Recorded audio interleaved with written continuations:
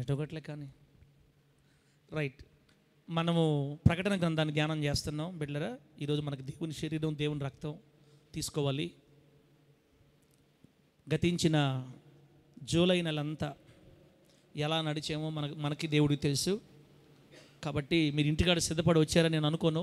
ప్రార్థన వాక్యం అయిపోయిన తర్వాత ఒక 5 నిమిషాలు మీకు సమయం ఇస్తాను. నేను కేవలం ప్రార్థన చేసుకుంటా, ప్రభుతో సమాధాన పడండి, తర్వాత మన చేతులు వేద్దాం. రైట్.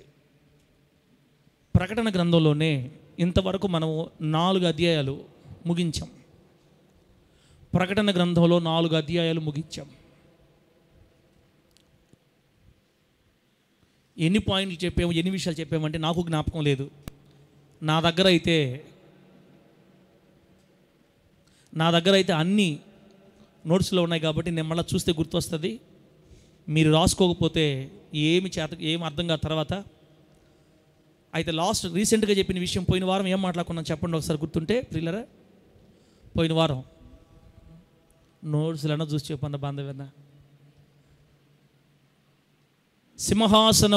సింహాసనమునకు చుట్టూ 4 వైపులా యేసుక్రీస్తు వారి 4 వైపులా ఉన్నటువంటి 4 జీవుల గురించి. మొదటి ముఖం సింహం ముఖం, రెండో ముఖం దూడ, 3 మానవ ముఖం, 4 పక్షిరాజు. ఎందుకు దేవుడు ఆ ముఖాలను అక్కడ పెట్టించాడు, ఎందుకు వాటి ద్వారా మనం ఏమి నేర్పించాలనుకుంటున్నాడు, అన్ని విషయాలు సవివరంగా మనం ఆ 4 జీవులు ఎవరో కాదు, దేవుని చేత ప్రత్యేకంగా సృష్టించబడిన మహత్తరమైన శక్తి కలిగిన, ఏ దేవదూతలకి లేనంత మహిమతో దేవుడు వారికి త్రికాల సంభవాలు కూడా గ్రహించగలిగే శక్తినిచ్చాడు. అటువంటి ఘనమైన బలమైన దేవదూతలే ఆ 4 జీవులు. అక్కడ దాని నుంచి మనం ఏమి నేర్చుకోవాలో కూడా పోయిన వారం తెలుసుకున్నాం. సింహం నుంచి ఏమి నేర్చుకోవాలి అంతా కూడా. ఇప్పుడు 5వ అధ్యాయంలోకి వెళితే 5వ అధ్యాయంలో ఏం రాయబడిందో తెలుసా? ముద్రలు విప్పే విషయం గురించి. మరి సింహాసనం మీద కూర్చున్న ఆ దేవాతి దేవుని చేతిలో ఒక గ్రంథం ఉందని, ఆ గ్రంథానికి 7 ముద్రలు అంటే 7 సీళ్ళు ఉన్నాయని, ఆ సీలు విప్పితేనే అందులో విషయాలు బయటపడతాయని, అది 5వ అధ్యాయం నుంచి స్టార్టింగ్.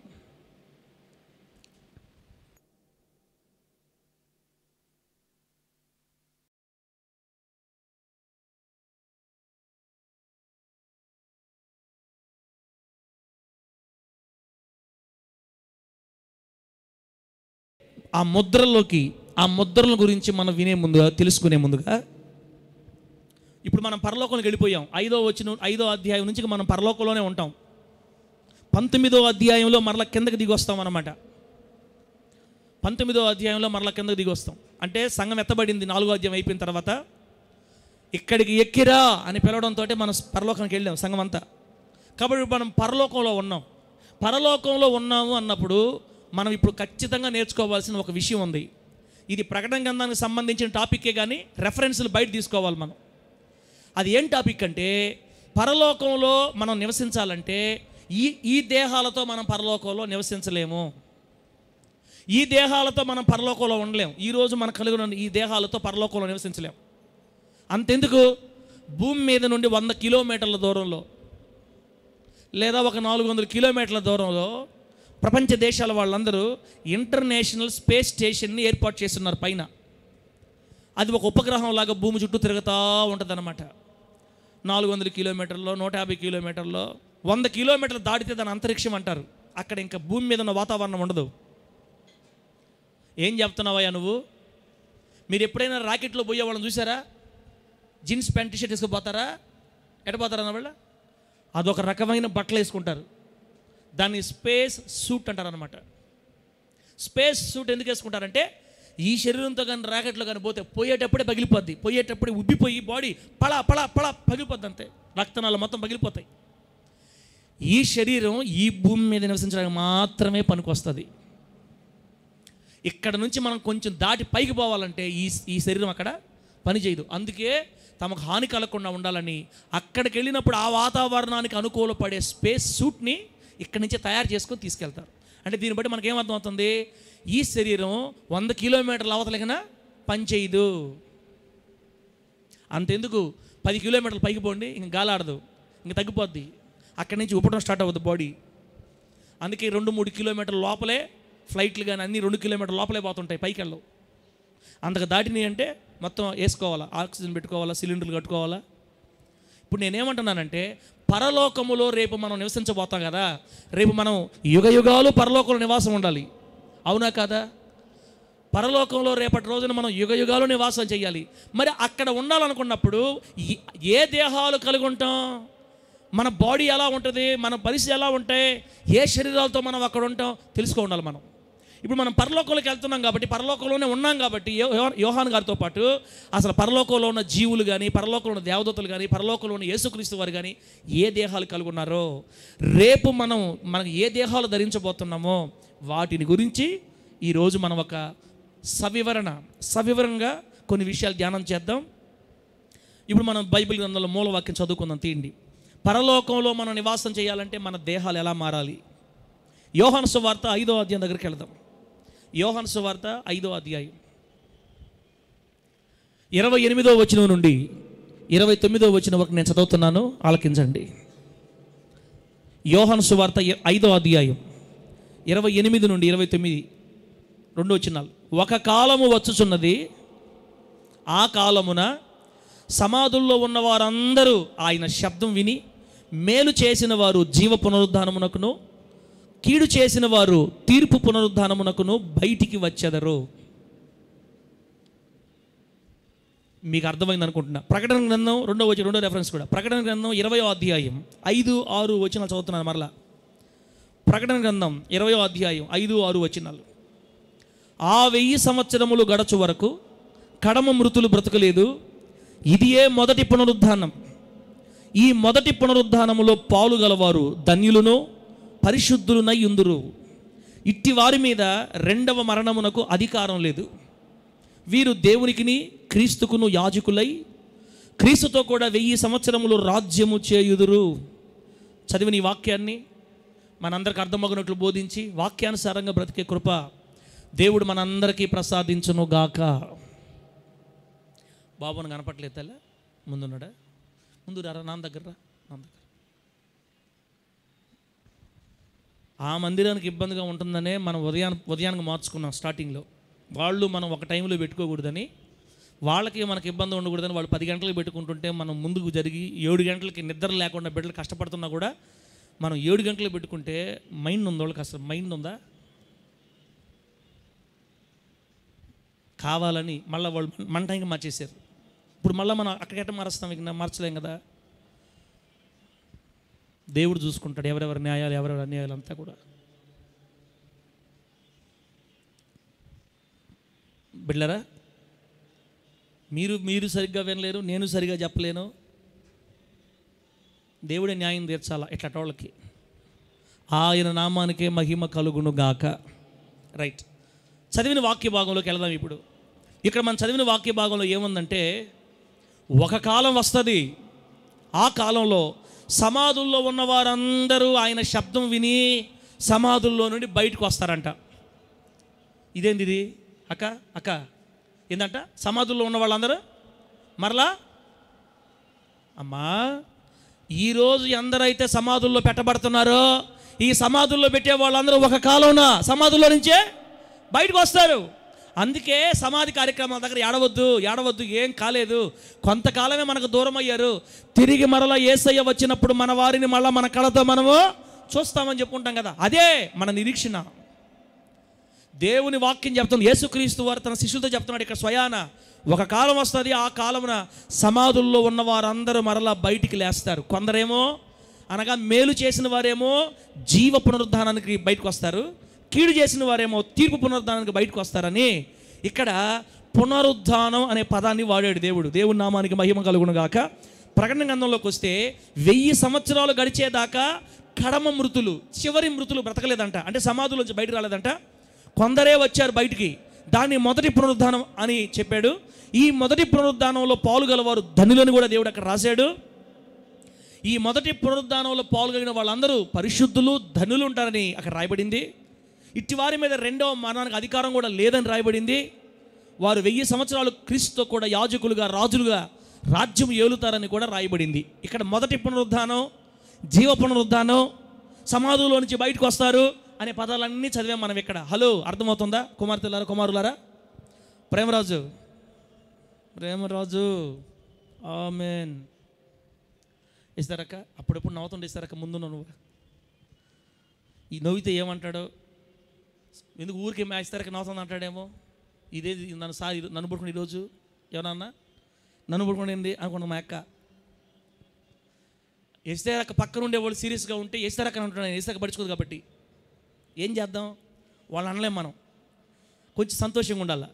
ఈరోజు దేవుడు మనకు నేర్పిస్తున్న సత్యం ఏంటంటే, ఒకానొక రోజున సమాధులు తెరవబడతాయి, సమాధుల్లో నుంచి అందరూ బయటికి వస్తారు. దేవునికి స్తోత్రం కలుగును గాక.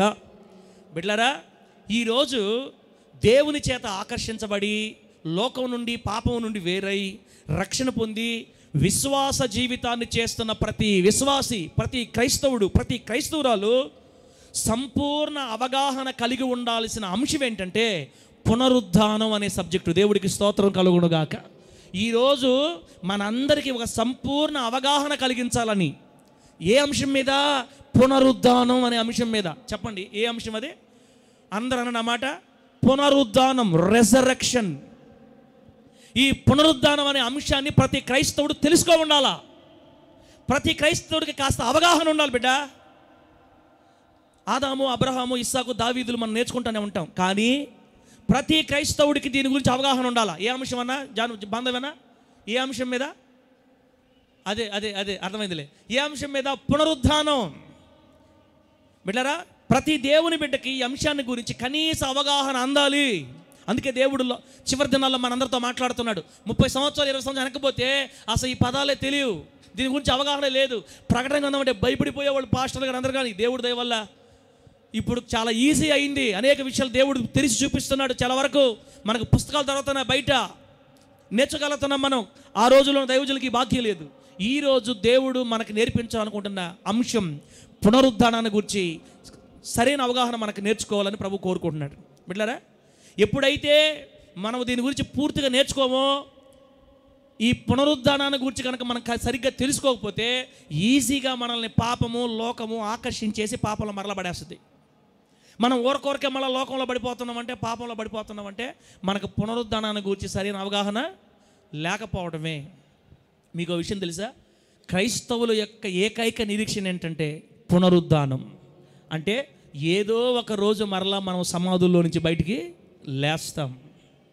ఈ సమాధుల్లోనే మనం ఉండిపోం. మన సమాధులు తెరవబడతాయి. సమాధుల్లో నుండి మరలా మనం బయటికి లేస్తాం, లేచి మరలా జీవిస్తాం.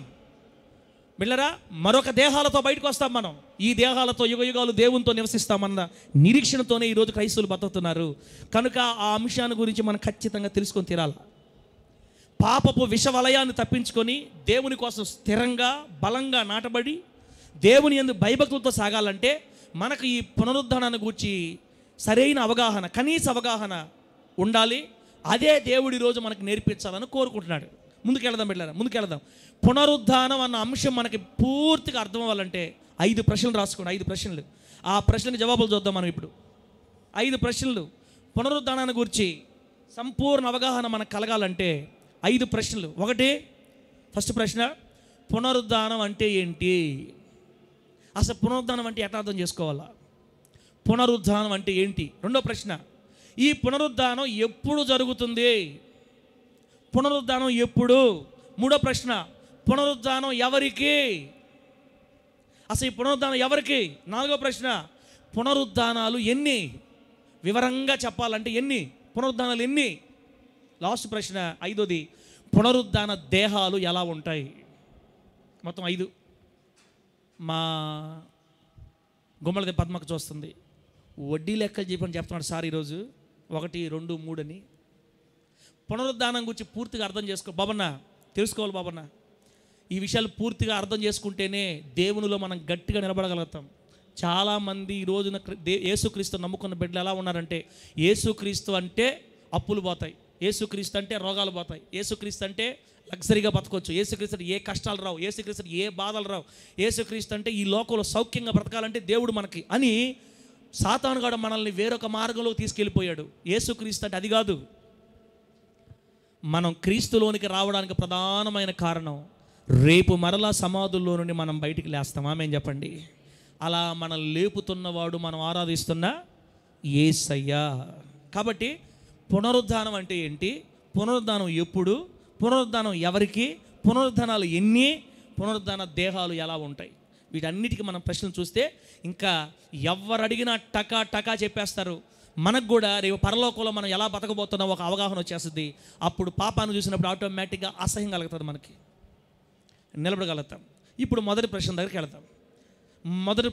వెళదాం. ఒకటి, పునరుద్ధానం అంటే ఏంటి? What is the meaning of resurrection? Teacher అయిపోయి మీకు నేను ఈరోజు టీచర్, పర్వాలే, అర్థం అవ్వాలి. శాంతక్క ఏంది ఈరోజు పునరుద్ధానం అంటే ఏంటి? పునరుద్ధానం అంటే ఏంటి? ఇప్పుడు వెళ్దాం. ప్రతి మానవునిలో 3 భాగాలు ఉన్నాయి. మానవ శరీరంలో 3 భాగాలు ఉన్నాయి. 1 శరీరం, 2 ప్రాణం, 3 ఆత్మ. అనండమ్మా, మనలో 3 భాగాలు ఉన్నాయి. అక్కడ చూస్తున్నారు ఏంది, ఎవరు చెప్పారా నీకు అన్నాడు, చూస్తున్నారు ఏంది, నిజమేనమ్మా. ఈ శరీరంలో 3 భాగాలు ఉన్నాయి. ఏమన్నాయన్నా? 1 బాడీ, ఫ్లెష్, శరీరం, 2 ప్రాణం, 3 ఆత్మ. ప్రాణం అంటే ఏం చెప్పండి? బ్లడ్, రక్తమే మన ప్రాణం. అయితే మీకు మంచి మాట చెప్పంటారా? ఆత్మ అనేది దేవుడే మానవులకి ఇచ్చిన గొప్ప కృప. మంటితో, నేల మంటితో నరుడు నిర్మించి బొమ్మగా చేసి తన పోలికలో దేవుడు ఏం చేశాడంటే, ఆదాము బొమ్మగా ఉన్నప్పుడు అతని నాసికారంధ్రాలంట ఊదాడు. ఏం ఊదాడు చెప్పండి? అతని నాసికారంధ్రములలో జీవవాయువును ఊదగా, ఆమె చెప్పండి గట్టిగా, ఏం ఊదాడు? జీవవాయువును ఊదినప్పుడు నరుడు జీవాత్మగా మార్చబడ్డాడు. ఆ ఆత్మ ఎప్పుడైతే మన ముక్కుల్లో నుండి లోపలికి వెళ్ళిందో మట్టి శరీరం ఇలా మారిపోయిందనమాట. శరీరం ఇలా మారిపోయింది, మట్టి బొమ్మ ఇలా మారిపోయింది. ఆత్మ జీవాత్మ. మీకు విషయం తెలుసా? తల్లి గర్భములో పిండముగా రూపించబడేటప్పుడే ప్రతి పిండానికి దేవుడు ఊపిరి ఊతాడు. మనలో దేవుడు పెట్టిన ఆత్మ ఉంది. అందుకే సామెతలు 20:27లో ఏముంటుందంటే, నరుని ఆత్మ యెహోవా పెట్టిన దీపం. మనలో ఆత్మ ఉంది, ఆత్మ ఉన్నాడు. ఆత్మ ప్లస్ శరీరం ప్లస్ ప్రాణం, 3 భాగాలు. గుడ్డులో ఎన్ని భాగాలు ఉంటాయి? గుడ్డులో ఎన్ని ఉంటాయి? 125. అమ్మా రమ్యమ్మ, 125 గుడ్లో ఉండేది. పైన సొన, పెంకు, తెల్ల పెంకు, లోపల తెల్ల సొన, ఆ లోపల ఎర్ర సొన. 3 ఎందుకు ఉన్నాయట? అంతే. ఎందుకు నువ్వు అడగకూడదు, నేను అడగకూడదు. మన మానవ శరీరంలో 3 భాగాలు ఉన్నాయి. ఇప్పుడు మంచి మాట చెప్పాలంటే, శరీరాన్ని ఆత్మని కలుపుతున్న లింకే ప్రాణం. శరీరాన్ని ఆత్మని కలిపే లింకు ప్రాణం. ఎప్పుడైతే ఆ లింక్ తెగిపోద్దో, అనగా ప్రాణం పోద్దో, శరీరం పడికి శరీరం, ఆత్మ పడికి ఆత్మ వేరైపోతాయి. నా మాటలు అర్థం చేసుకోవాలా? వినకపోతే నాకు సంబంధం లేదు బిడ్డలారా, వినకపోతే నాకు సంబంధం లేదు. శరీరాన్ని మరియు ఆత్మని కలిపి ఉంచుతున్న లింకే ప్రాణం. అందుకే ప్రాణం పోయినప్పుడు, అంటే ప్రాణం పోతే చనిపోయినట్టు అర్థం అనమాట. అందుకే చనిపోయినప్పుడు శరీరం ఆత్మ వేరైపోయి శరీరమేమో దాని స్వస్థలమైన మట్టికి చేరిపోద్ది. శరీరాన్ని దేవుడు ఎక్కడి నుంచి చేశాడు? బంగారం నుంచా? అసలు మాటినోళం కాదు, బంగారం చేసి ఉంటే మనం. కానీ మట్టితో చేయబడి సరిపోయింది. కానీ మనము మట్టితో మన శరీరాలు చేయబడ్డాయి. కాబట్టి ఇంకా మీకు అర్థమవుతుందంటే, మట్టిలో ఎన్ని మూలకాలు అయితే ఉంటాయో మన బాడీలో కూడా అన్ని మూలకాలు ఉంటాయి. మట్టికి మన బాడీకి చాలా దగ్గర సంబంధం. అందుకే మట్టిలోకి వెళ్ళిపోద్ది మన శరీరం చనిపోయిన తర్వాత. శరీరం దాని స్వస్థలానికి మట్టి చేరిపోతే ఆత్మ దానిని అనుగ్రహించిన దేవుని యొద్దకు వెళుతుంది. దేవుడికి స్తోత్రం కలుగును గాక. హలో, ఈ లోకం అశాశ్వతం కాదు, ఈ లోకం శాశ్వతం కాదు. ఈ లోకం అయిపోతే ఇంకేం లేదు అనుకోకూడదు. ఏం కావట్లా, శరీరం మట్టిలోకి పోతుంది, ఆత్మ ఎక్కడ పోతుంది?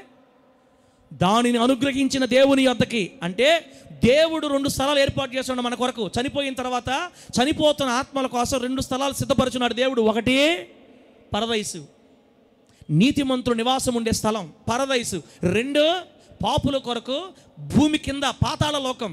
ఈ పాతాళ లోకంలో పాపులైన ఆత్మలు చేర్చబడుతున్నారు. అంటే చచ్చిన మానవుడు పరిశుద్ధుడైతే పరదైసుకి ఎగిరి వెళతాడు. చచ్చిన వాడు పాపాత్ముడైతే భూమి క్రింది లోకానికి దిగిపోతాడు అన్నమాట. ఆత్మలు దేవుడు అనుగ్రహించిన ఆత్మలు పోతే పరదేశకి వెళ్తారు, లేకపోతే పాతాళంకి వెళ్తారు. దేవుడు సిద్ధపరిచిన స్థలమందు ఆత్మలు భద్రంగా ఉన్నాయి ఈరోజు. ఆమె చెప్పండి గట్టిగా. మీ ముత్తాత, మీ ముత్తవ్వ, మీ నానమ్మ అందరు హ్యాపీగా రెడీగా, ఏం కావాలి, అందరు ఉన్నారమ్మా, అందరు రెడీగా ఉన్నారు, ఎవరు పోవాలో అందరు రెడీగా ఉన్నారు. రేపటి రోజున మరలా సమాధుల్లోంచి అందరు లేస్తారు, ఏం టెన్షన్ పడద్దు. బాబన్నా ఏం సార్ ఇది ఏందో మాకు ఈరోజు మెంటలు వస్తుంది, ఏం సార్ నిజమేనా? ఎప్పుడైతే శరీరం తీసుకెళ్ళి మట్టిలో పెట్టేస్తారో కొంతకాలానికి శరీరం మట్టిలో కలిసిపోద్ది, చీకిపోద్ది, మట్టిగా మారిపోద్ది, ఇక శరీరం కనబడదండి. ఈ భూమిలో ఎక్కడో ఒక దగ్గర ఏదో ఒక రూపంలో నీ శరీరం అనే మట్టి భద్రంగానే ఉంది సమాధిలో. ఆమె చెప్పండి గట్టిగా. ఒక్క సమాధిలో 100 శవాలు పెట్టినా 100 శవాల మట్టి అలాగే ఎవరి మట్టి వాళ్ళకి వేరువేరుగా ఉంది. అంటే శవాలు లేదా శరీరం, ఈ దేహం మట్టి రూపంలో భద్రంగా ఉంది లోపల. ఓకే, ఆత్మలు ఎలాగో దేవుడు సిద్ధపరిచిన 2 స్థలాల్లో రెడీగా ఉన్నాయి కదా. ఇలా 1000 సంవత్సరాలు 100 సంవత్సరాలు గడిచిపోయాయి. మన మూలపితుడైన ఆదాము గారి దగ్గర నుండి ఈ రోజు వరకు కొన్ని 1000 సంవత్సరాలు, 6000 సంవత్సరాలుగా ఎంతోమంది పుట్టారు, చచ్చిపోయారు. ఆల్రెడీ వాళ్ళ ఆత్మలు ఒక దగ్గర భద్రంగా ఉన్నాయి, శరీరాలు భూమిలో భద్రంగా ఉన్నాయి. ఎక్కడ సార్ భద్రంగా ఉండేదే? మట్టి ఉందా లేదా? కరిగిపోయిన మట్టి, చీకిపోయిన మట్టిలోనే ఉంది. ఓకే, ఇప్పుడు అసలు విషయానికి వస్తే బిడ్డలారా, కొంతకాలానికి, అది టైం మనకు తెలియదు కానీ ఒక కాలం వచ్చినప్పుడు చదివే మన మూలవాక్యంలో యోహాను సువార్త 5వ అధ్యాయం కదా 28లో, ఒక కాలము వచ్చుచున్నది, ఆ కాలమున సమాధుల్లో ఉన్నవారు అందరూ అని చదివాం కదా. ఒక కాలం వస్తుంది, ఆ కాలంలో ఏం జరగద్దంటే, అదిగో దేవుడు సిద్ధపరచిన స్థలాల్లో ఉన్నటువంటి ఆ ఆత్మలు నేరుగా భూమి మీదకి వస్తాయి. చప్పలు కొట్టండి గట్టిగా, చప్పలు కొట్టు గట్టిగా. దేవుడి నామానికి మహిమ కలుగును గాక. హల్లెలూయా. మందిరములో నువ్వు కళ్ళు మోస్తున్నావంటే సోదరా, సోదరి, కూతురా, కొడుక, యేసు రక్తమే జయం. లోకాన్ని సంపాదించుకోవడానికి, డబ్బు సంపాదించుకోవడానికి గంటల పాటు పనిచేసి వచ్చి నీకు జీవాన్ని ప్రసాదించి యేసయ్య సన్నిధిలో కన్ను మోస్తావా? దేవా, మంచి ఆయుధాన్ని తయారు చేసినాను నాకు నాయనా, ఎవరు కొట్టారు తెలియకూడదు తండ్రి. ఏమేమా ఇప్పుడు యాక్టివ్గా ఉన్నాయి, నేను నిన్నేమనడం. కొందరు కళ్ళు మూసున్నారు, ఏం వెలగబెట్టారమ్మా? డబ్బు, 24 డబ్బు, పని. దేవుని మందిరం కదక్క అన్న, దేవుని మందిరం కదా, ఇదేనా నీకు జీవం పెట్టేది? తమ్ముడు, అక్క, చెల్ల, ఇదే నీకు జీవం పోసేది. ఇక్కడ కరెక్ట్గా లేకపోతే మొత్తానికి కరెంట్ పోతే చీకటి అయిపోద్దా, వెలుగుగా ఉంటుందా? కరెంట్ నీ జీవితానికి ప్రవహించేది మందిరంలో నుంచే. అందుకే మందిరానికి మనం ఖచ్చితంగా రావాలని ప్రభు చెప్పింది. మన జీవితం అనే లోకానికి లేదా మన జీవితం అనే పట్టణానికి కరెంట్ రావాల్సింది ఎక్కడి నుంచే? దేవుని మందిరం. ఆ మందిరంలోకి వచ్చి, కాబట్టి జాగ్రత్తగా ఉండాలి. అదిగో దేవుని దగ్గర భద్రపరచబడి ఉన్న, అనగా పరదైసులో ఉన్న నీతిమంతుల ఆత్మలు కానీ, పాతాళ లోకంలో ఉన్న పాపుల ఆత్మలు కానీ ఒక రోజున బయటకు వస్తారు.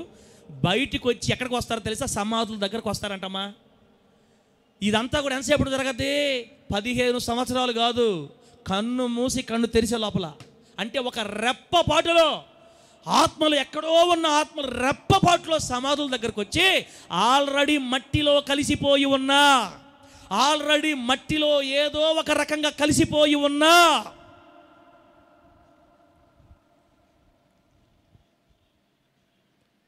చూసారా? ఆ మట్టి మన శరీరం చీకిపోయి మట్టి అయిపోయిందే. ఈ మట్టి విత్ ఇన్ సెకండ్స్లో ఫ్రాక్షన్ ఆఫ్ సెకండ్స్లో నువ్వు బ్రతికున్నప్పుడు నీ రూపం ఎలాగుండేదో సేమ్ అదే రూపంగా మళ్ళీ నీ దేహం మారిపోద్ది. చప్పుడు కొట్టు గట్టిగా చప్పడు. నా మాట అర్థం కావట్లా. కొట్టు గట్టిగా. హల్లెలూయా. కుమారా, ఏం కుమారా నువ్వు ఎక్కువ పెట్టలేదు కుమారా, నువ్వా నీ బాధలు నీ వ్యాపారం నీ బాధలు బిడ్డ. ఈ కుమారుడు బాధల్లో దిగుల్లో చప్పగొట్టప్పుడు ఎట్లా ఉండాలి? ఎక్కువ ఇంకొంచెం మాట్లాడిపోయాలా? దేవుడు జ్ఞానాన్ని ఇచ్చి బిడ్డ నడిపించును గాక. ఒక్కోసారి పెడతాడు, నేను లేచినప్పుడు పెట్టాలా, దిగినప్పుడు ఆగిపోవాలా. బిడ్డకి దేవుడి శక్తిని గ్రహించును గాక. అమ్మా, ఒక్క సెకండ్లో మట్టిలో సమాధిలో కొన్ని 100 సంవత్సరాల క్రితం కలిసిపోయిన నీ మట్టి విత్ ఇన్ ఫ్రాక్షన్ ఆఫ్ సెకండ్స్లో నువ్వు బ్రతికున్నప్పుడు ఏ రూపంలో ఉన్నావో అదే రూపంలోకి నీ బాడీ తయారైపోద్ది అంతే. ఇలా తయారు చేసేది ఎవరో తెలుసా? దేవుడు. నీ బాడీ తయారైపోతే కొన్ని వందల సంవత్సరాలుగా భద్రపరచబడి ఉన్న నీ ఆత్మ మరలా చొచ్చుకుపోద్దా శరీరంలోకి. అలా ఆత్మ వచ్చి శరీరంలో కలిసిపోయినప్పుడు మరలా శరీరం సజీవం గల శరీరంగా మనలాంటి దేహంగా మారిపోయి మరలా ఒక బాబన్న భూమి మీద నిలబడతాడు, ఒక ప్రకాష్ భూమి మీద నిలబడతాడు, ఒక అహరోను భూమి మీద నిలబడతాడు, ఒక ఇస్రాయల్ పాస్టర్ మళ్ళా భూమి మీద నిలబడతాడు. ఇప్పుడు నేనేమంటున్నానంటే ఆత్మ ఎక్కడో ఉన్న ఆత్మ రెప్పపాటులో వచ్చి సమాధిలో ఉన్న శరీరంలో కలిసిపోయి జీవాన్ని పొంది సమాధిలో ఉన్న శరీరం మట్టి మరలా రూపాంతరం పొంది దేహంగా మారి ఒక మనిషిగా నిలబడతాడే, అలా మార్పు నొందిన ఈ శరీరాన్ని ఏమంటారో తెలుసా? పునరుద్ధాన దేహం అంటారు. దేవుడికి స్తోత్రం కలుగును గాక. చెప్పండి గట్టిగా హల్లెలూయా. ఏదో ఒక రోజు దేవుడు దాచి ఉన్న ఆత్మలు తిరిగి వచ్చి మట్టిలో కలిసి ఉన్న శరీరంలోనికి రెప్పపాటులో ప్రవేశించి ఒక ప్రత్యేక స్థితి కలిగిన దేహాలుగా మార్పు నొంది మరలా జీవితాన్ని ప్రారంభిస్తారు. ఈ ప్రత్యేక స్థితిలోనికి మార్పు నొంది సమాధుల్లో నుండి లేచిన ఈ శరీరాలని పునరుద్ధాన దేహాలు అంటారు. ఈ ఆశ్చర్యకరమైన అద్భుత ఘట్టాన్ని, దేవుడికి స్తోత్రం కలుగును గాక, ఈ ఆశ్చర్యకరమైన అద్భుత ఘట్టాన్ని ఈ సమాధుల్లో నుండి వేల సంవత్సరాల తర్వాత దేవుని శక్తితో లేవడాన్నే పునరుద్ధానం అంటారు. దేవుడికి స్తోత్రం కలుగును గాక. చెప్పండి గట్టిగా హల్లెలూయా. ఇప్పుడు చెప్పండి, పునరుద్ధానం అంటే ఏందమ్మా? ఆ ఒక్కటే నచ్చదు మాకు. చెప్పుకున్నావు చెప్పుకో, మళ్ళీ చెప్పండమ్మా అని అడిగితేట. వందల సంవత్సరాల తర్వాత మన ఆత్మ ఎక్కడో ఉండగా రెప్పపాటులో సమాధిలో కరిగిపోయి ఉన్న నీ మట్టి వితిన్ సెకండ్స్లో దేహంగా మారగా ఆత్మ వచ్చి శరీరంలో కలిసి మరలా సజీవుడిగా భూమి మీద మనం నిలబడుతున్న ఆ ప్రక్రియను ఏమంటామంటే పునరుద్ధానం. అలా పునరుద్ధానం చెంది మరలా నువ్వు భూమి మీద నిలబడతావు, జీవిస్తావు. అప్పుడు నీ బాడీని పునరుద్ధాన దేహం అంటారు. దేవుని నామానికి మహిమ కలుగును గాక. ఇంతవరకు అర్థమైందని నేను అనుకుంటున్నా. నిజంగా అర్థమైతే హృదయపూర్వకంగా హల్లెలూయా అని చెప్పండి. మీ ముఖాలు చూస్తాను నేను, నిజంగా చెప్పండి, మీ ముఖాలు చూస్తా. ప్రభువు మిమ్మల్ని ఆశీర్వదించును గాక. జ్యోతిరాజు పనిలో జ్యోతిరాజు ఉన్నాడు. నీ భార్య తమ్ముడా? జ్యోతి మీది వచ్చిందా? ముందుకు వచ్చిందా? ఏడుందా? రైట్. జ్యోతిరాజుకి ఏం అర్థం కావట్లేడా? జ్యోతిరాజు అర్థం చేసుకోవాల్సింది ఏంటంటే రేపు చచ్చిపోయి సమాధిలో పెట్టిన జ్యోతిరాజు మళ్ళీ కొన్ని సంవత్సరాల తర్వాత, కొంతకాలం తర్వాత లేస్తాడా లేడా? మళ్ళా మనము జ్యోతిరాజుని చూస్తాం. ఇక్కడ చర్చిలోకి వస్తామో లేదు తెలియదు, కానీ ఈ చర్చిలోకి మళ్ళీ వస్తామో లేదు తెలియదు, కానీ ఖచ్చితంగా భూమి మీద మన సమాధుల్లోంచి మరలా మనం లేస్తాం ఒకరోజు. మనము కాదు బిడ్డ, ఆదాము నుండి మొదలుకొని రేపు చివరి వ్యక్తి వరకు ఉన్న వాళ్ళందరూ లేస్తారు. ఎవరు బారు? కోట్ల కోట్ల కోట్ల కోట్ల మంది ప్రజలు అయిపోయారు కదా ఇప్పటికీ. అందరి శరీరాలు భద్రంగా ఉన్నాయి. కొందరు అంటారు ఏమంటారంటే, నీకేం మైండ్ ఉందా పాస్టరా? కొంతమంది శరీరాలు కాల్చి చేస్తారు కదా, మట్టిలో పెడితే ఏమో మట్టి సరే ఉందా అనుకోవచ్చు. కాల్చి చేస్తే మీకు తెలియని సంగతి ఏంటంటే, కాల్చి చేసిన బాడీ అంతా ఏమైపోద్దన్నా బూడిద. ఈ బూడిదని తీసుకెళ్ళి ఏం చేస్తారు కొంతమంది? పుణ్య నదుల్లో వాళ్ళేదో పుణ్యస్నానమో పోయేది చెప్తారు, నదుల్లో కలిపేస్తారు పోయి. కొందరేమో ఎక్కడెక్కడ చేస్తారు. ఎక్కడ కలిపినా నదులలో కలిపేశాడు అనుకో, ఆ నది నీళ్ళలోనే కలిసిపోయి ఉంటుంది ఆ బూడిద, లేదా కింద కన్నా చేరి ఉంటుంది. రేపటి రోజున యేసుక్రీస్తు వారు వచ్చినప్పుడు రెండోసారి సముద్రాలు తమలో ఉన్న మృతులను యేసయ్యకి అప్పగిస్తాయి. ఆమె అని చెప్పండి గట్టిగా. తెలుసా మీకు? విమానంలో పోతా పేలిపోయి అక్కడే పీసులు బూడిదైపోయారు అనుకో, ఆకాశంలో ఉన్నటువంటి ఆ రేణువులు, బూడిద రేణువులు రేపు అంతరిక్షం మన శరీరాలు యేసయ్యకి అప్పగించేస్తుంది. నీ శరీరం ఎక్కడ మిస్ కాలా, ఏ విధం చేతనైనా మన శరీరాలు భద్రంగా ఉన్నాయి. ఆమె అని చెప్పండి గట్టిగా. నమ్మతారా? నమ్మరా? నమ్మాలని అనిపిస్తుంది, కానీ ఇంకా మాకు నమ్మకం అంత ఎక్కువ కలగడం లేదు. వెళ్ళారా? ఒక్క మాటలో చెప్పాలంటే పునరుద్ధానం అంటే వేల వందల సంవత్సరాలుగా విడివిడిగా దూరంగా భద్రపరచబడి ఉన్న శరీరాలని, ఆత్మలని తిరిగి మరలా దేవుని శక్తితో, దేవుని ఆత్మతో మరలా కలిపి దేహాలుగా మార్చటమే పునరుద్ధానం. ఈ అత్యంత ఆనంద అపూర్వ క్షణాల కోసమే ప్రతి క్రైస్తవుడు ఎదురు చూస్తున్నాడు. దేవునికి స్తోత్రం కలుగును గాక. అబ్బా, ఈ ఆనంద క్షణాల కోసమే కదా క్రైస్తవులు ఎదురు చూస్తున్నారు. దేనమ్మా శ్రావణి, మా ఆయన మారాలా సార్? ఆయన మారితే మారిపోయాడు. మనం దేవుళ్ళు ఉంటే రేపు మళ్ళీ లేస్తాం. మళ్ళీ మనం మారితే మారనే, మారకపోతే పని. ఇవిడు బాధలోడి నువ్వు ఎంతవరకు భారీవే ప్రార్థన చేయంతే మా ఆయన్ని మార్చాను, మారకపోతే పోతాడు. బట్టి మనమేం చేద్దాం? దానికోసం కుంగిపోయి ఆనందం తినకుండా కళ్ళు గిలుచుకొని పొళ్ళు గిలుచుకొని కళ్ళు బయట తెచ్చుకొని మనదేంది అసలు? రేపు మరలా మన సమాధుల్లోంచి లేస్తాం. రేపు ప్రభు దగ్గరికి వెళ్ళాలి కదా. ప్రభు దగ్గరికి వెళ్ళాలంటే భక్తి చేయాలి కదా ఇక్కడ బిడ్డ.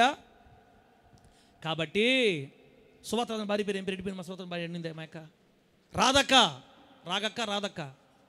సువార్తరాజు గారు, హలో మిస్టర్ రెవరెండ్, సమాధుల్లోకి వెళ్ళిపోయిన మన శరీరాలు మరలా ఒక రోజు లేస్తాయి. అలా లేవడాన్ని పునరుద్ధానం అంటారు.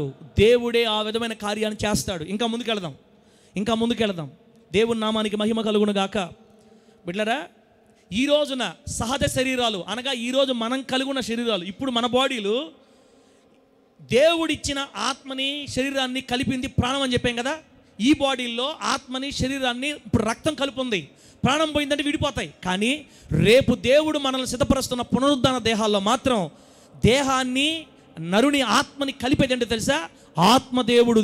ఆత్మదేవునిగా ఉన్న పరిశుద్ధాత్ముడే, దేవుని జీవాత్మగా ఉన్నటువంటి పరిశుద్ధాత్మ దేవుడే ఆ రోజున ఆ దేహానికి ఆ శరీరానికి కలుపుతాడనమాట. ఇంకా ప్రాణంతో సంబంధం లే, ఇంకా రక్తంతో సంబంధం లే, ఇంకా ప్రాణంతో పని లేదు మనకి. పరిశుద్ధాత్మ దేవుడే ఈ పునరుద్ధాన దేహాన్ని ఆత్మని కలిపి ఉంచుతాడు. కనుక ఇక ఆ దేహానికి మరణమే ఉండదు. దేవుడికి స్తోత్రం కలుగును గాక. సజీవ శరీరాలకి మరణాలు ఉంటాయి, కానీ ఒక్కసారి సమాధుల్లోని లేచిన శరీరాలకి ఇంకా మరలా చావు లేదు. ఇంకా మనకు చావు లేదు. యుగ యుగాలు తరతరాలు బ్రతికి ఉంటాము యేసు నామములో. అందుకే 70 సంవత్సరాల కాలంలో యేసు కొరకు నమ్మకంగా బ్రతుకుదుము గాక. అందుకే ఈ లోకంలో యేసయ్య కొరకు నడుం కట్టుకుందుము గాక, కోరికలు చంపుకుందుము గాక, పరిశుద్ధత కొరకు ఆతురపడి దేవుని కొరకు వేగిరముగా భక్తి చేయుదుము గాక. ఒక్కసారి సమాధుల్లోని లేస్తే ఇక మళ్ళా చావే లేదు. సొంత మాటలు చెప్తున్నానా, బైబిల్లో మాటలు చెప్తున్నానా? అయితే బైబిల్లో ఉన్నట్టే ఉంది సార్ మాకు. అందుకనే క్రైస్తవులు సమాధి కార్యక్రమం ఎట్ చేస్తాం? మనం ఎట్ చేస్తాం? బాడీని ఏం చేస్తాం చెప్పండి? చెట్లు వేస్తామా? మనం ఏం చేస్తాం సార్? క్రైస్తవులు సమాధి పెట్టిలో శుభ్రంగా కడిగి గుడ్డగప్పి బాడీ మీద బాగా పొగడలు పూసి, చెవులకు కమ్మలు ఏమైనా ఉండే చూసుకొని ముందుగానే, చేతికి ఉంగరాలు ఏమైనా ఉండే చూసుకొని ముందుగానే తీసి పెట్టుకొని నీట్గా కడిగి సమాధి పెట్టిలో పెట్టి నేరుగా పాటలు పాడతా వెళ్ళి పాతి పెడతాం పెట్టిలో భద్రంగా చేసి. ఎందుకో తెలుసా? క్రైస్తవ నిరీక్షణ ఏంటంటే ఒకానొక రోజు ఈ శరీరంలోకి మళ్ళీ ఆత్మ వస్తుంది, మరలా ఈ శరీరము లేవాలి. ఆమె చెప్పండి గట్టిగా. అది మన నిరీక్షణ. అందుకే మనం భద్రపరుస్తాం. కానీ అన్ని జనులకి క్రీస్తుని ఎరగని వారికి, యేసుని తెలుసుకునే వారికి ఈ పునరుద్ధానం మరలా సమాధులు తెరవబట్ట ఇది నమ్మరోళ్ళు. ఇప్పుడు ఇక్కడ కూడా కొంతమంది ఈ మాటలు నమ్మరు. ఒకవేళ నమ్మలేదు అంటే ఇంకా పరిశుద్ధాత్మ దేవుడిని గుండె తాకలేదని అర్థం. పరిశుద్ధాత్మ దేవుడు మనం తాకితేనే వీటిని నమ్మగలుగుతాం మనం. బిడ్డ, అన్ని జనులకి ఈ నమ్మకం ఉండదు కాబట్టి, పునరుద్ధానం మీద నమ్మకం లేదు కాబట్టి వాళ్ళు శరీరాలు కాల్చేస్తున్నారు. ఆ శరీరాలు బూడిదగా మారిపోతున్నాయి. కానీ వారికి తెలియని సత్యం ఏంటంటే ఆ బూడిద ఒకవేళ నీళ్ళలో కలపబడితే రేపటి దినాన సముద్రాలు, నదులు, కాలువలు, బావులు తమలో ఉన్న శరీరాలు దేవుడికి అప్పగిస్తాయి. ఒకవేళ ఆకాశంలో కలిసిపోతే అంతరిక్షం తమలోని మృతులను దేవునికి అప్పగిస్తుంది. భూమిలో కలపబడితే ఆ దినమున భూమి తనలో ఉన్న మృతులు దేవునికి అప్పగిస్తుంది. కాబట్టి మానవ శరీరాలు ఏ రూపంలో ఉన్నా ఎక్కడ కలిసిపోయినా ఆ దినమున పునరుద్ధానం కోసం దేవుడు సిద్ధంగా వాటిని భద్రపరుచున్నాడని ఎవ్వరు మర్చిపోకూడదు. ఇదే పునరుద్ధానం యొక్క గొప్ప మర్మం. దేవునికి స్తోత్రం కలుగును గాక. ఇది పునరుద్ధానం గొప్ప మర్మం. ఇప్పుడు చెప్పండి, మన తాతల తాతల తాతల తాతల తాతల శరీరాలన్నీ భూమిలో భద్రంగా ఉన్నాయా లేవా? అన్నీ ఉన్నాయి. రేపటి రోజున మా నాన్నమ్మ నేను మరలా చూస్తా. మా కోసం కన్నీళ్లు విడిచి తన జీవితాన్ని కట్టుకున్న మా నాన్నమ్మ నేను మరలా చూస్తా. మన మూలపితరుల దైవజనులు మళ్ళీ మన కళతో చూస్తాం. మనందరం మళ్ళీ చూసుకుంటాం. ఏం కొంతకాలం గ్యాప్ అంతే. ఎపఫ్రా, చందన్న, కొంతకాలం గ్యాప్ విశ్రాంతి తీసుకుంటాం. మళ్ళా ఒకరి ముఖాలు ఒకరు చూసుకుంటాం. కానీ ఈ శరీరాలతో కాదు, దేవుడు ప్రత్యేకంగా మార్పు చెందించిన పునరుద్ధాన దేహాలతో మళ్ళీ మనం చూసుకుంటాం. దేవుడికి స్తోత్రం కలుగును గాక. బిడ్డలారా, మీకు ఇంతవరకు ఏమర్థమైందంటే మళ్ళా మనం సమాధుల్లోంచి లేస్తాము, దేవుడు ఏదో మళ్ళీ మన శరీరాలని ఆత్మ కలపతాడంట అని ఇంతవరకు అర్థమైంది. ఇంకా మనం తెలుసుకోవాలి, ఇంకా ముందుకెళ్ళాలి. చూడండి, ఇంకా ముందుకెళ్దాం. ఏదేమైనా ఒక సంగతి మాత్రం వాస్తవం అండి. అదేంటంటే భూమి మీద పుట్టి చనిపోయిన నరులందరూ, అనగా వారు క్రైస్తవులైనా, క్రైస్తవేతరులైనా, క్రీస్తుని ఎరిగిన వారైనా, క్రీస్తుని ఎరగని వారైనా, ఒకానొక దినాన ఆ కాలం వచ్చినప్పుడు పునరుద్ధానం చెందుతారు. అనగా సమాధుల్లో నుంచి లేస్తారు, పునరుద్ధాన దేహాలతో సమాధుల్లో నుండి బయటకు వస్తారు. అందుకే ఈ భూమి మీద ఎవ్వడు తప్పించుకోడు కాబట్టి, అందరూ మరలా సమాధుల్లోంచి లేవాలి కాబట్టి, సువార్తను నమ్మి యేసును దేవుని అంగీకరించి బ్రతికే ఈ జీవితంలోనే మనం రక్షణ పొంది నీతిని, న్యాయాన్ని, భక్తిని అనుసరించి తీరితే జీవ పునరుద్ధానంలోనికి మనం దాటి వెళ్తాం. దేవుడికి స్తోత్రం కలుగునుగాక. జీవ పునరుద్ధానం ఎవరికో తెలుసా? పరిశుద్ధులకి. తీర్పు పునరుద్ధానం ఎవరికో తెలుసా? పాపులకి. 2 పునరుద్ధానాలు ఉన్నాయి. 2 ఇంకా ముందుకెళ్తాం, మీకు నీటి చెప్తా. అందుకే రక్షణ సువార్తను నమ్మి ఈ లోకం శాశ్వత కాదని, ఈ లోకం 70 సంవత్సరాల అద్దె లోకమని మనం గుర్తుపట్టి యుగ యుగాలు తరతరాలు ఆ పునరుద్ధరణ దేహాలతో మరలా శాశ్వత కాలం మరో లోకంలో, అనగా పరలోకంలో మనం జీవించాలి. కాబట్టి అదే శాశ్వతమైన లోకం అని నమ్మి ఈ భూమిపై బ్రతికి ఉన్న కాలంలోనే రక్షణ పొంది పరిశుద్ధంగా, నీతిగా జీవించాలి అనే తీర్మానం ఈ ఆరాధనలో మనం తీసుకుందుము గాక. గట్టి చెప్పండి హల్లెలూయా. ఖచ్చితముగా మనం తీర్మానం తీసుకోవాలి. ఎందుకంటే మరలా మన శరీరాలనే సమాధుల్లో నుంచి లేస్తాయి. గుమ్మలదే పద్మక్క, ఈరోజు నడువు నొప్పులు, ఈరోజు బాధలు, కిడ్నీలు, గుండె జబ్బులు అన్నీ ఇప్పుడే. రేపు సమాధుల్లో నుంచి లేస్తే ఏ జబ్బు ఉండదు మనకి. బలమైన శరీరాలతో లేస్తాం. ఆమె అని చెప్పండి గట్టిగా. అన్నీ చెప్తా, మీకు ముందు చెప్తా పెట్టలేరా, అన్నీ చెప్తా. ఆ బాడీలు ఎట్లా ఉంటాయి చూస్తారు మీరు.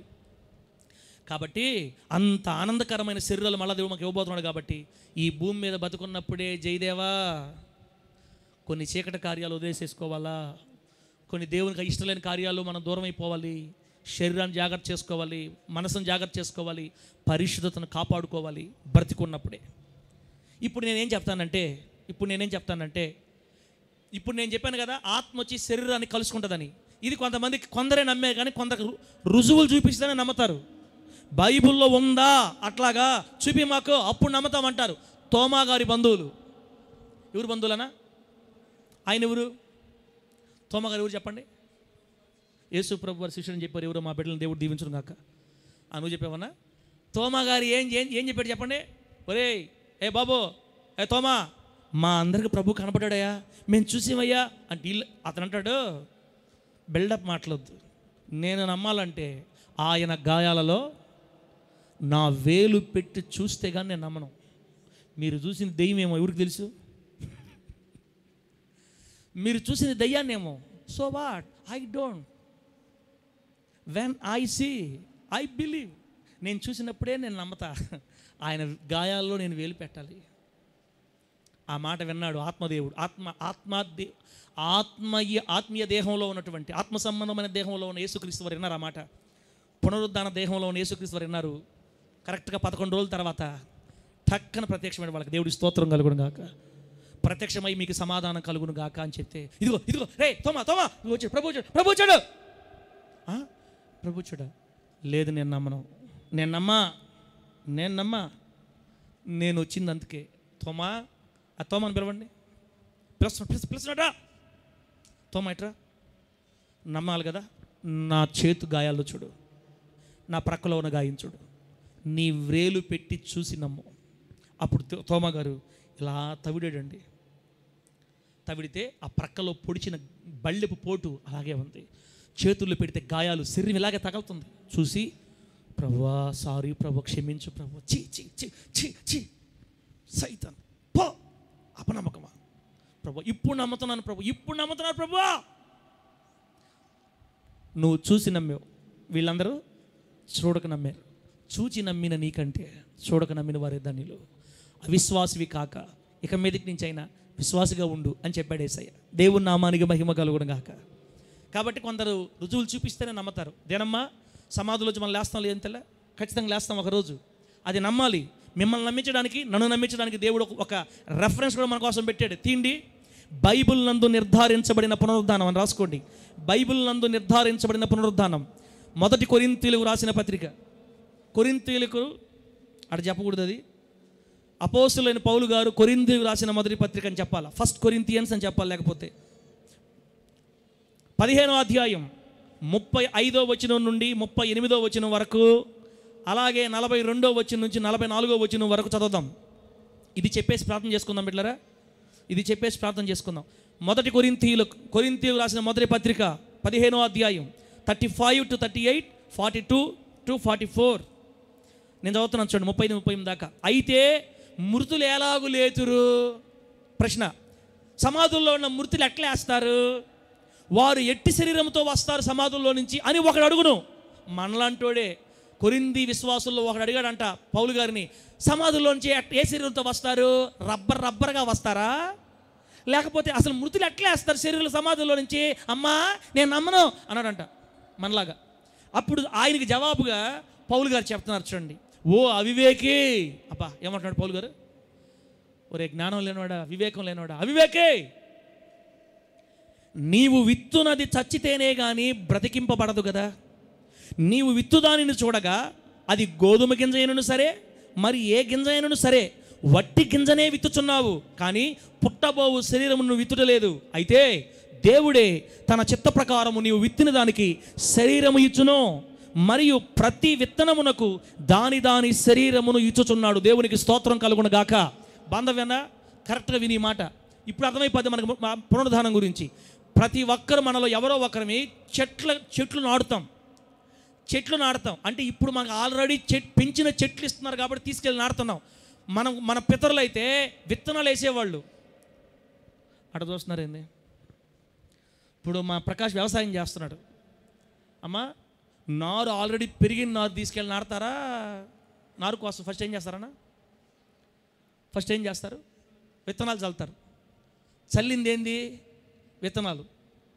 అయితే కొంతకాలంతో ఏమవుతుంది? పైకి ఏమొస్తుంది? నారు వస్తుంది. ఎట్లా వస్తుంది? మనం విత్తింది విత్తనమే రావాలి పైకి. విత్తనం పెద్దగా బుడ్డలాగా రావాలి. అట్లా రాకుండా చెట్టు వస్తుంది. అది మామిడి విత్తనం వేసే మనకి ఏమొస్తుంది అక్క? విత్తనం రావాలా? మామిడి చెట్టు వస్తుంది ఏంది? యాప విత్తనం వేస్తే విత్తనమే పెద్దది అవ్వాలా? యాప చెట్టు వస్తుంది ఏంది?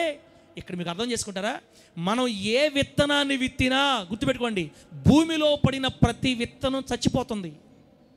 బైబిల్ అక్కడ రాయబడింది, ఓ అవివేకి, నీవు విత్తునది చచ్చితేనే కానీ బ్రతికింపబడదు కదా. భూమిలో విత్తిన ప్రతి విత్తనం చచ్చిపోద్ది బిడ్డ. వట్టి గింజను విత్తాం మనం. ఆ వడ్లు ఏమంటే ఆ విత్తనాలు ఇత్తినప్పుడు లోపల చచ్చిపోతాయి. చచ్చి భూమిలో పడి ఉన్న ఆ విత్తనాలకి దేవుడే కొత్త శరీరాన్ని అమరుస్తున్నాడన్న సంగతి ఇప్పటికీ నాకు కూడా తెలియదు. ఇది చదివిన దాకా ఎన్నోసార్లు బైబిల్ చదివే బిడ్డలు నేను కూడా, నాకు అర్థం కాల. చచ్చిపోయిన ప్రతి విత్తనానికి భూమి లోపల దేవుడే ఒక కొత్త శరీరాన్ని ఇస్తున్నాడు అట.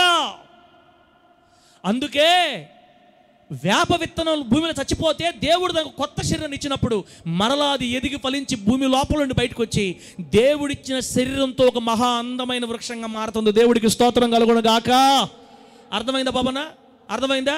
విత్తింది విత్తనాలు, పైన మనకు కనపడేది మాత్రం చెట్లు. ఇక్కడ విత్తింది ఏమో వట్టి గింజ, కానీ ఈ రూపం ఎట్లా వచ్చింది అంటే నేనేమంటున్నానంటే దేవుడే భూమి లోపల చచ్చిపడి ఉన్న ఆ విత్తనానికి కొత్త శరీరాన్ని అమరుస్తున్నాడని నేను కాదు, బైబిల్ చెప్పింది. ఇప్పుడు చూడండి 42వ వచనం చూడండి. ఇప్పుడు మృతుల పునరుద్ధానమును అలాగే చూసారా? అదిగో మీరు విత్తిన విత్తనానికి కొత్త రూపాన్ని దేవుడు శరీరాన్ని ఇస్తే అవి ఎలా పైకి ఎదిగి వస్తున్నాయో అందమైన వృక్షంగా, మృతుల పునరుద్ధానం కూడా అలాగే శరీరము క్షయమైనదిగా విత్తబడి. చూసారా? శరీరం ఒకానొక రోజున భూమిలో విత్తబడద్ది. అంటే చచ్చిపోయిన శరీరాన్ని తీసుకెళ్ళి భూమిలో పాతేస్తాం. శరీరం క్షయమైపోయిందిగా, చనిపోయిందిగా విత్తబడింది, కానీ ఒకానొక రోజున అక్షయమైనదిగా లేపబడుతుంది. దేవుడికి స్తోత్రం కలుగును గాక. ఘనహీనమైనదిగా చచ్చిపడి ఉన్న దేహం విత్తబడింది భూమిలో, ఒకరోజు మహిమ గలదిగా లేపబడుతుంది. దేవుడికి స్తోత్రం కలుగును గాక. ఈరోజు బలహీనమైనదిగా విత్తబడింది భూమిలో, రేపు బలమైనదిగా లేపబడుతుంది. ప్రకృతి సంబంధమైన శరీరముగా విత్తబడి ఆత్మ సంబంధమైన శరీరంగా లేపబడుతుంది. ప్రకృతి సంబంధమైన శరీరం ఉన్నది గనక ఆత్మ సంబంధమైన శరీరం కూడా ఉంది.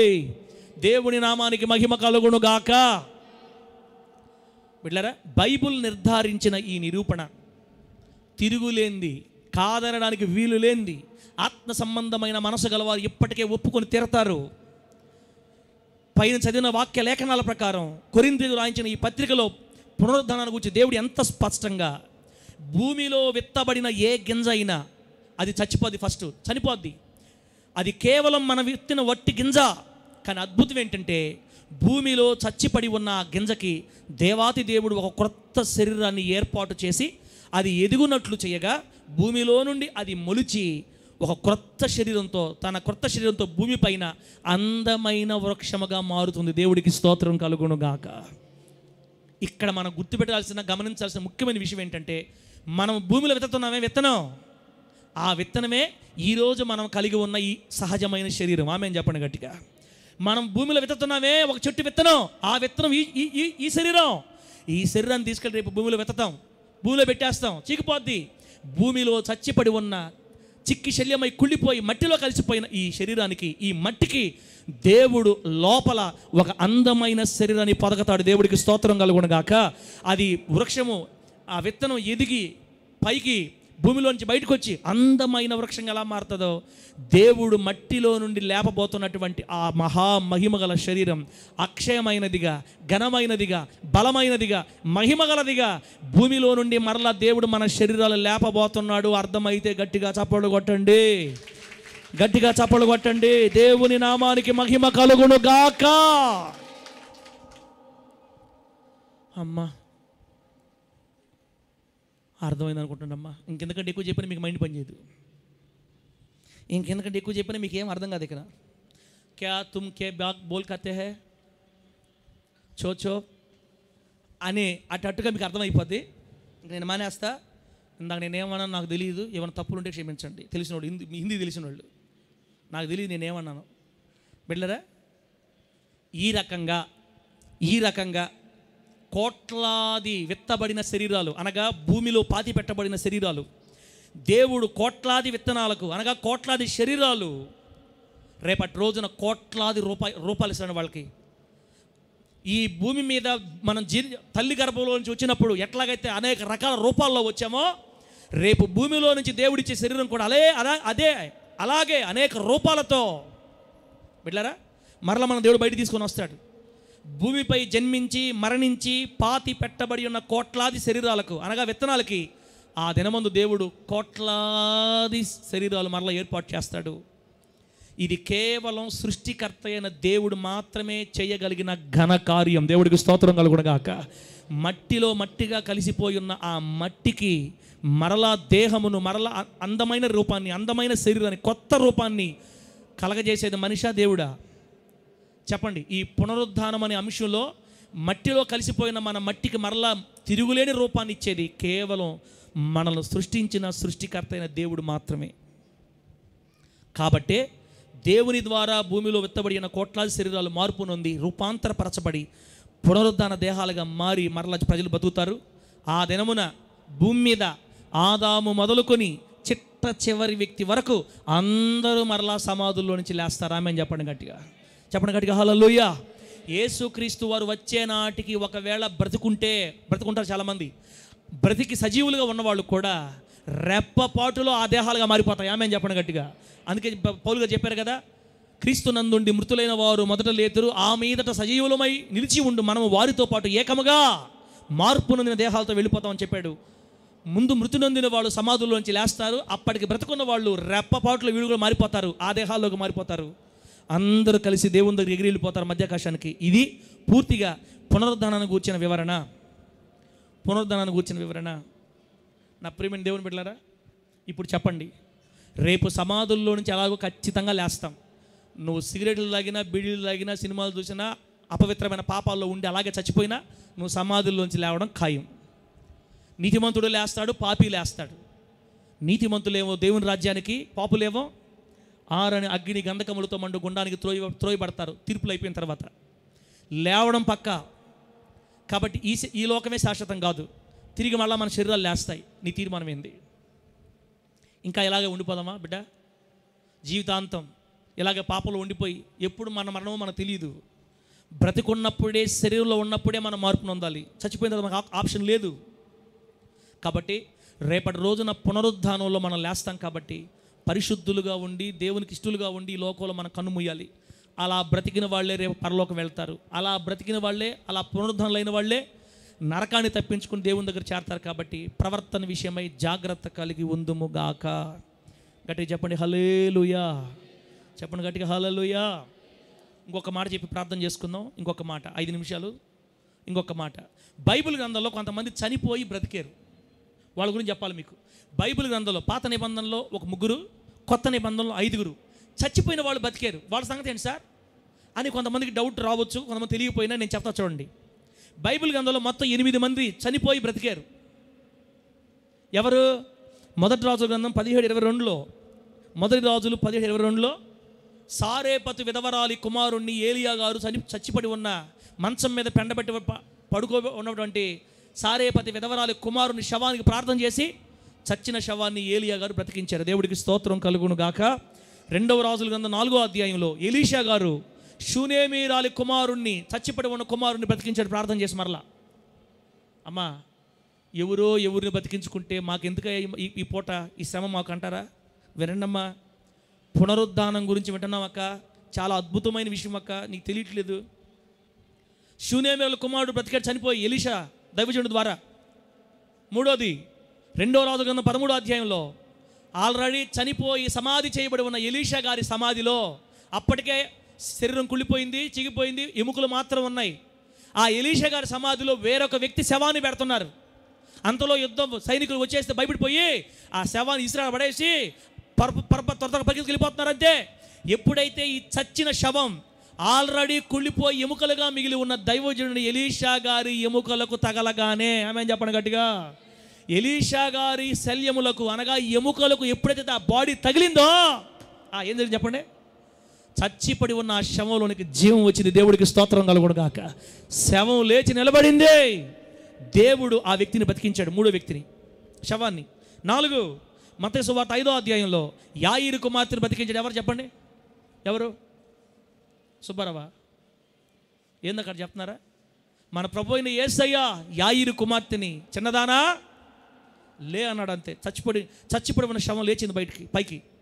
ఆ తర్వాత లూకా సువార్త 7వ అధ్యాయంలో నాయీను విధవరాలి కుమారుని పాడి మీద మోసుకొని పోతున్నప్పుడు ఆ పాడిని ముట్టి చిన్నవాడా లే అని చెప్పగానే పాడి మీద ఉన్న శవం లేచి నిలబడ్డాడు. దేవుడికి స్తోత్రం కలుగును గాక. ఆ తర్వాత 4 రోజులు అయిపోయిన సమాధిలో పెట్టి ఎవరు చెప్పండి? బేతనయ్య పట్టణస్థుడు లాజర్ని సమాధిలో, లాజరు బయటికి రా, కట్లతో సమాధి నుంచి బయటికి లేచి వచ్చాడు. యేసుక్రీస్తు చేసిన అద్భుతాలు మన ప్రభు అయిన యేసయ్య. 7వది అపోస్తుల కార్యగ్రంథం 9వ అధ్యాయంలో యొప్పే పట్టణస్థురాలైన దోర్కా అనే ఆమె చనిపోయి ఉన్నప్పుడు ఆమె శవం దగ్గర మోకాళ్ళ వంచి ప్రార్థన చేసిన పేతురు గారు తబితా లే అని చెప్పగానే చనిపోయి ఉన్న దోర్కా లేచి నిలబడింది. దేవుడికి స్తోత్రం కలుగును గాక. దోర్కా బ్రతికిందని చచ్చిపోయి. చివరిగా 8వది అపోస్తులైన పౌలు గారు అపోస్తుల 20వ అధ్యాయంలో త్రోయా అనే పట్టణంలో ఆల్ నైట్ ప్రేయర్ జరుగుతుంది పైన మిద్ది మీద. ఆ ఆల్ నైట్ ప్రేయర్కి వచ్చాడు ఒక ఆయన, యవనస్తుడు. ఎవరైనా ఈయన ఎప్పుడు కిటికీల్లోనే కూర్చుంటాడు, మనుషుల్లో కూర్చోడు. కిటికీల్లో గాలి కావాలా, కిటికీల్లో కూర్చున్నాడు. ఆడ కుర్చీలో కూర్చుంటాడు. ఆడైతే ఫోన్ చూసుకోవచ్చు అని. ఎప్పుడు ముందుకు రాడు ఈయన, వెనక కూర్చుంటాడు. ఆయన మనుషుల్లో కూర్చోడు, కిటికీల్లో కూర్చుంటాడు. పోయి ఏం పేరు ఆయన పేరు చెప్పండి? పేరేమో అదృష్టం, పేరుకి అర్థం ఐతుకు. ఈ ఐతుకని ఏమన్నా కిటికీల్లో కూర్చొని బాగా వాక్యం విని తూగినట్టున్నాడు. పై అంతస్తు కింద పడి సమాధి పాట చచ్చిపోయాడు. త్వరగా కిందకి వెళ్ళి పౌలు గారు ప్రార్థన చేశారు. మీరు తొందరపడద్దు, అతని ప్రాణం అతనిలో ఉంది, ఏం కాదని దైవజనుడు ప్రార్థన చేసి మరలా పైకి వెళ్ళి వాక్యం చెప్తా ఉంటే ప్రార్థన అయిపోయే లోపల వాడు ముక్కి మూలిగి మళ్ళీ కళ్ళు తెరిచి బాగయ్యి పైకి తీసుకొని వచ్చారు. అప్పుడు చెప్తున్నారు అందరూ, ఇక మీద కిటికీలో కూర్చున్నావా? ఈరోజు నుంచే ఆల్రెడీ పేరుకు వచ్చా. కిటికీల్లో వెనక ఫోనులు, వెనక కుర్చీల్లో కూర్చున్న వాళ్ళకి వాక్యం అర్థం కాదని ఎవరో చెప్పారు. ఎందుకంటే ఎన్నరో సార్ ఏడా ఉన్నాడు మనం పడుచుకుంటాడేంది అంటే, సార్ మాకే చెప్తున్నాను, ఇప్పుడు మమ్మల్ని అంటున్నావా? మిమ్మల్ని కాదన్నా కొందరిని, దేవుని వాక్యం మీద మనసు వాళ్ళని. మొత్తం 8 అద్భుతాలు, 8 సూచక క్రియలు. 8 మంది బైబిల్ గ్రంథంలో చనిపోయి బ్రతికారు. ఇప్పుడు నేను ఎందుకు ఈ మాటలు చెప్తున్నానంటే, పాత నిబంధనలో 3, కొత్త నిబంధనలో 5, ఈ 8 మంది చనిపోయి మరలా బ్రతికినప్పుడు మహిమ దేహాలు అంటే ఇప్పటి వరకు మనం చెప్పుకున్న సమాధిలో దేవుడు సృష్టించి కొత్త శరీరం మహిమ దేహాలతో లేవలా, ఈ సహజ శరీరాలతోనే వాళ్ళు ఏ దేహంతో చనిపోయారో ఆ దేహంతోనే లేచి బయటకు వచ్చారు. దేవుడికి స్తోత్రం కలుగునుగాక. కాబట్టి ఈ శరీరాలు ఆ శరీరాలు కాదు, సహజ శరీరాలతోనే లేచారు. పాడి మీద వెళుతున్న శరీరాన్ని ఆ శరీరంతోనే బతికిచ్చాడు. ఇంట్లో ఉన్న యాయిరు కుమార్తెని ఆ శరీరంతోనే బతికిచ్చాడు. సమాధిలో ఉన్న శరీరాన్ని ఆ శరీరాన్ని తీసుకొని వచ్చాడు. ఇలా సహజ శరీరమే బ్రతికింది. అందుకే దీన్ని ఏమంటారంటే ప్రకృతి సంబంధమైన పునరుద్ధానం. దేవుడికి స్తోత్రం కలుగునుగాక. ఏ పునరుద్ధానం ఇది? ప్రకృతి, ఈ శరీరమే ప్రకృతి సంబంధించిన పునరుద్ధానం అంటారు దీన్ని. అందుకే వాళ్ళు మరలా బ్రతికిన కొంతకాలానికి మరలా చనిపోయారు, చనిపోయి సమాధి చేయబడ్డారు. లాజరు బ్రతికాడు, మళ్ళీ చచ్చిపోలేదా? మళ్ళీ చచ్చిపోయాడండి. అది ప్రకృతి సంబంధమైన పునరుద్ధానం కాబట్టి కొంతకాలం బ్రతికి మళ్ళీ చనిపోయారు, వాళ్ళు సమాధి చేయబడ్డారు. ఈసారి మరలా సమాధుల్లోంచి లేస్తారే, ఇంకా చచ్చిపోరు, ఎప్పటికీ ఇంకా చావరు. అది ప్రకృతి సంబంధం పునరుద్ధానం కాబట్టి మళ్ళీ వాళ్ళు చనిపోయారు. అయితే బిడ్డలారా, రేపు ప్రభు మనల్ని లేపుతాడు కదా, జీవ పునరుద్ధానం. మేలు చేయవారు జీవ పునరుద్ధానానికి, కీడు చేయవారు తీర్పు పునరుద్ధానానికి లేస్తారే. ఒక్కసారి సమాధిలో నుంచి లేస్తే, ఒక్కసారి మన శరీరం మార్పు నుండి రూపాంతరపరచబడి పునరుద్ధాన దేహంగా మారితే ఇక మరలా చావే లేదు మనకి. సజీవులు, యుగయుగాలుగా అమరులముగా చిరంజీవులుగా బతుకుతాం. అటువంటి ఘనమైన శరీరాన్ని దేవుడు త్వరలో మనకి రాబోయే రోజులు ఇవ్వబోతున్నాడు. ఇదంతటిని కలిపి ఏమంటారంటే పునరుద్ధానం, పునరుద్ధానం, పునరుద్ధానం. ఇంత వివరంగా ప్రభు మనకు చెప్పినప్పుడు బిడ్డలారా, ఇంకా మనం జాగ్రత్త చేసుకోకపోతే ఎట్లాగా? ఈ జీవ పునరుద్ధానాన్ని లేదా సమాధిలోంచి లేచినప్పుడు ఎలా ఉంటామో ఒక్క మాటలో మీరు అర్థం చేసుకోవాలంటే, సమాధిలో నుండి లేచిన యేసుక్రీస్తు వారి శరీరం ఎలా ఉంటుందో సేమ్ రేపు మన శరీరం అలాగే ఉంటుంది. ఆమె అని చెప్పండి, గట్టిగా చెప్పండి హల్లెలూయా. ఆ 8 మంది మొదట సావులో నుండి మరి చనిపోయిన స్థితిలో నుండి లేచారు, యేసుక్రీస్తు వారిని బ్రతికించారు. అది ప్రకృతి సంబంధమైన పునరుద్ధానం కాబట్టి 8 మంది మరలా చనిపోయారు. కానీ ఒక్కసారి సమాధిలో నుండి లేచిన యేసయ్య ఇంతవరకు చావలేదు, ఇక ఎప్పటికీ ఆయనకు మరణం లేదు. దేవుడికి స్తోత్రం కలుగునుగాక. యుగ యుగాలు అమరుడు కదా యేసయ్య, ఇంకా మరణం ఏడుంది? కాబట్టి ఇంతవరకు మనం ధ్యానం చేసి తెలుసుకుంది ఏంటంటే పునరుద్ధానాన్ని గురించి. మరలా మన సమాధులు తెరవబడతాయి. అందుకే సమాధిలోకి పోకముందే మన టైం, ఇంకా మన శరీరం ఆత్మ విడిపోకముందే, శరీరం ఆత్మ తెగిపోకముందే మారుమనసు పొందాలి. బిడ్డ, నీకు అర్థమవుతుందమ్మా? చెల్లా, అమ్మా, చాలా టైం వేస్ట్ చేసుకుంటున్నావు తమ్ముడా, చాలా టైం వేస్ట్ అయిపోతుంది నీకు. దేవుడు ఎప్పుడు పిలుస్తాడో తెలియదు మనల్ని. సంపాదన, డబ్బు, వెండి, బంగారు ఇవే అయిపోయిన మనుషుల జీవితం అంతా. ఒకవేళ చనిపోతే ఇంకా ఆప్షన్ లేదు.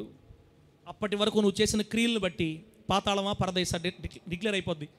ఒకవేళ మనం పాతాళంకి వెళ్ళామంటే రేపటి రోజున తీర్పు పునరుద్ధానానికి పాపులతో పాటు లేచి ఆరని అగ్ని గంధకములతో మండే గుండంలో పడద్రోయబడాల్సి వస్తుంది. అందుకే వాక్యం చెప్పింది, మొదటి పునరుద్ధానములో పాలు గలవారు ధన్యులు. ఆమేన్ చెప్పండి గట్టిగా. జీవ పునరుద్ధానంలో పాలు పంపులు పొందాలి. అది పరిశుద్ధుల పునరుద్ధానం. దేవుని కొరకు బ్రతికిన పరిశుద్ధులందరూ లేస్తారు సమాధుల్లో నుండి. వాళ్ళతో పాటే మనం లేయాలి, కానీ పాపులతో లేవకూడదు. అలా ఉండకూడదు అనుకుంటే ఇప్పుడే దేవుని సన్నిధిలో ఈ నెల రోజులు నువ్వేం పొరపాట్లు చేసావో, మాటల ద్వారా, చూపుల ద్వారా, తలంపుల ద్వారా, క్రియల ద్వారా, నడక ద్వారా, పడక ద్వారా ఏ అపవిత్రమైన కార్యాలు చేసావో ఇప్పుడు ఒప్పుకుంటే మంచిది.